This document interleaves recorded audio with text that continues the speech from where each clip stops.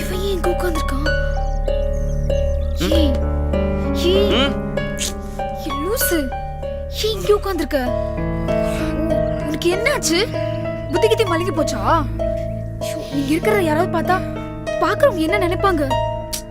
அது இல்லை பாரதி, நேற்று நைட்டு ஆட்டோவில் இந்த பொம்மை வந்துட்டு இருந்தேனா, யாருன்னே தெரியல, ஒரு 4-5 பேர் இருக்கோம். ஃபுல்லாக குடிச்சிட்டு உங்கள் வீட்டையே சுற்றிட்டு இருந்தானுங்க. எனக்கு என்ன பண்ணுறதுன்னு தெரியல. அதுக்கு சும்மா விட்டுற முடியுமா? அதான் அடி வாங்கினாலும் பரவாயில்லன்னு நானே உள்ள இறங்கிட்டேன். சே, கேடி பசங்க உசுருக்கு பயந்து ஓடியே போயிட்டானுங்க. ஒருவேளை அவனுக்கு திரும்பி வந்துட்டா என்ன பண்ணுறது? அதான் மதுரை வீரன் சாமி மாதிரி உட்காந்துருந்தேன்னா அந்த அசதியிலே அப்படியே தூங்கிட்டேன் பாரதி. சரி சரி, விடுஞ்சிடுச்சு. நீ வீட்டில் போய் நல்லா தூங்கு போ. யாரா வந்துட போறாங்க, முதல்ல நீ கிளம்பு.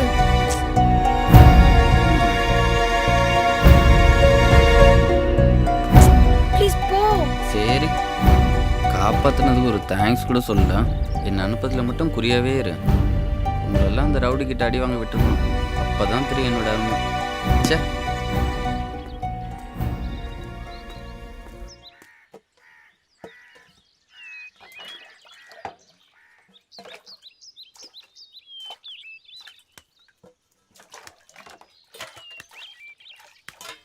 ஐயா, வேலை முடிஞ்சது வந்து சாப்பாடு எடுத்து வை, நான் சாப்பிட்றேன்.